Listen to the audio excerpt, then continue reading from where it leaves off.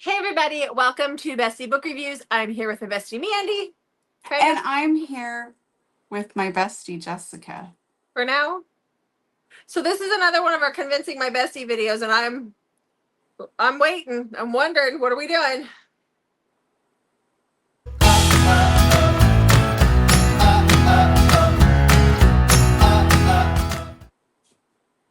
I want to think of something. The suspense is what makes me nervous, okay? I want to think of something like really snarky, like Alaska, but Alaska done wrong. But you told me in one of the other videos that this one wasn't going to be bad, but I don't know. No, it's not. I think that you'll like it. So this one, I'm still working kind of the official title that we'll put on the video when we put it out in my head a little bit. But this is inspired by the Pucking Wrong Number.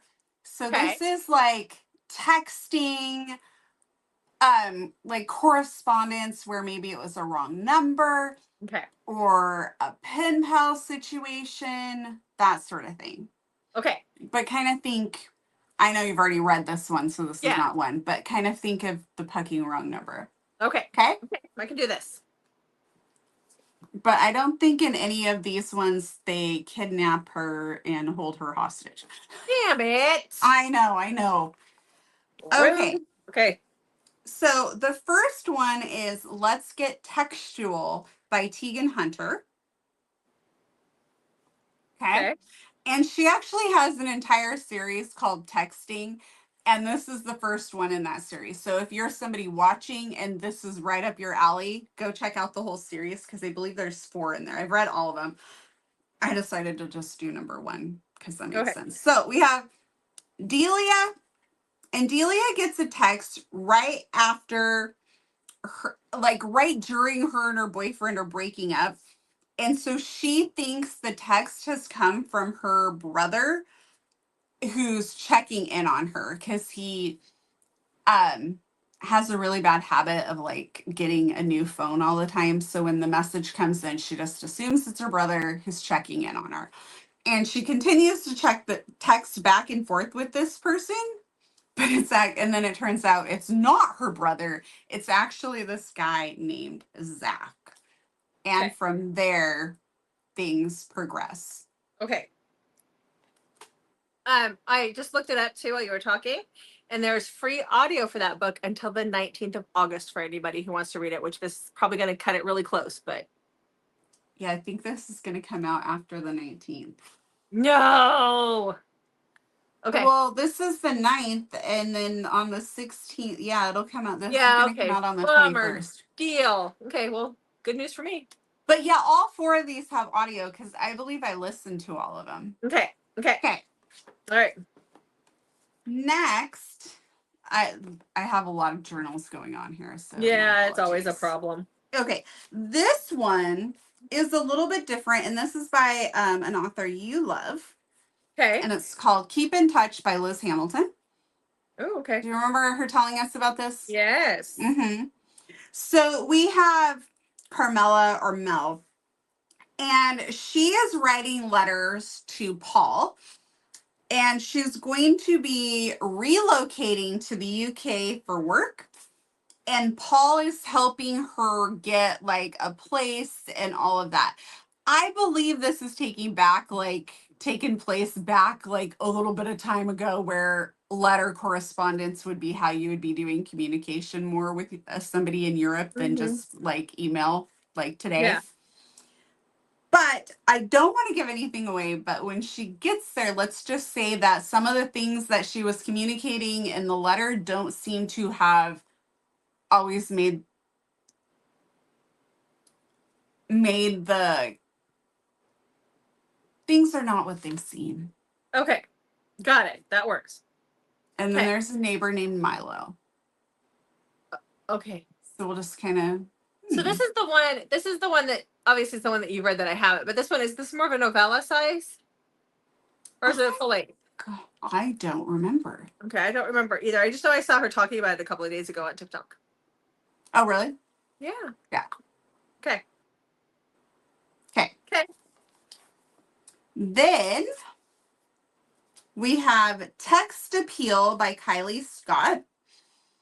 And there is audio for this. I know that. Okay, so we have Riley. Riley is a romance author. And she ends up somehow with this guy, Connor's old phone number. And it leads her, she's getting texts from Connor's grandma, thinking that the grandma thinks that she's still messaging Connor. She doesn't realize that he has a different number. Okay. Okay. So the grandma is in need of like immediate assistance, and Riley doesn't know how to help her. So and she feels bad. So she goes and starts doing some helping his grandma. And then Connor and her end up meeting through this whole accidental texting situation with the wrong number. And then there's like X drama and a lot of stuff goes down because of this phone number. Okay. Okay. Okay. I feel like some of these, like this is like a little bit harder of a trope to talk about because it starts off with these accidental texts or writing letters, but there's a part that you don't know until the story starts to unfold. Yeah. That makes sense. Yeah. So you just have to go along with me on this. Okay. Okay, this next one is a little bit different in this situation that there is no hidden identity in this. So the other ones can have some hidden identity or wrong number situation. But this one I felt like played along with this and I really liked it. So this is called Playbook by Rebecca Genchak. And we have London who keeps getting, she has a P.O. box and her P.O. box is full every day of love letters to Brogan. Women email their underwear to him, lingerie, because he is now a fairly well-known athlete in football. Okay. Mm-hmm. And she's tired of it. Like she's holding a package. It reeks like perfume that she's trying to turn back into the post office. And she just kind of loses it. And one day she's at a club with some friends and Brogan and some of his teammates are there and somebody points him out to her. So she goes up to him and just starts yelling at him about his kinky male play and his harem of pen pals and just chews him out. Brogan is then immediately fascinated by this woman who's like literally staring up at him and chewing him out like this. And he's like, whoa, like very like taken with her and that sort of thing. But he also feels really bad that he forgot to forward his mail and that she's had this inconvenience. And so he's like, let me buy you a drink. And she's like, F you. I don't know if she actually says that, but that's basically the demeanor, right? Yeah. Well, then he decides to write her a letter. And so he sends her a letter asking her out. She writes back, turning him down. And they become pen pals and write back and forth. And he always asks her out. He offers her tickets to the game. And then one day, her friend is like, you have to take these tickets and take me. And so then she goes to the game. And that kind of starts things going there. Okay. So that's the only correspondence where they know who each other are. Mm-hmm. But I just loved it, so I wanted to throw it in. Okay. Okay, then we have no, we're not getting let's get textual. This is Textual Relations Okay. by Lauren Rowe. So this is Grayson. Grayson is just one of those, he's like the ideal nice guy that when you would think about the nice guy who, you know, always gets turned down because women want the bad boy and he gets put in the friend zone. And that continuously happens to him.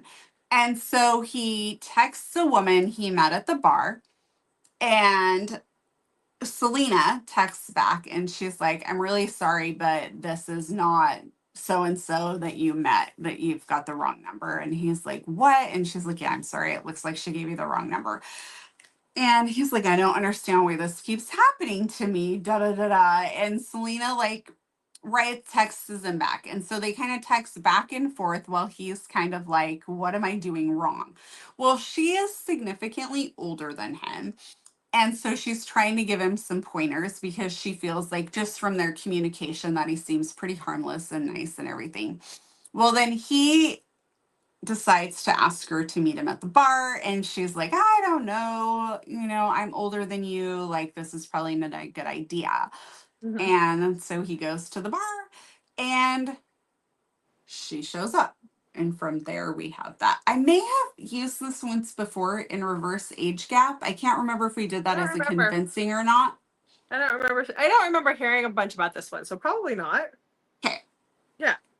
So there's that. And this one is not too long, Okay. but it is reverse age gap. Okay. As well. Okay. Okay. I should have one more. Yes. Making sure my flags Yeah. are all correct. Yes. Okay. So this one is called More Daddy by Daisy Jane. And this one I don't believe has audio. No. And this is book number 3 in her Bluebell Bruisers book, but it can a series and it can be read as a standalone. So we have West. And West has a kink, a daddy kink. And he is divorced. And he's not really sure how to date and like let women know this without freaking them out, kind of. So he joins this chat group called Veiled, and it's for people who have kinks to kind of hook up online only. No personal information is allowed. AI kind of searches it, and if you give away too much stuff, they kick you off the site.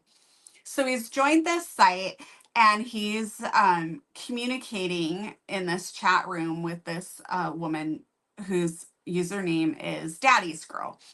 And he is very smitten with her.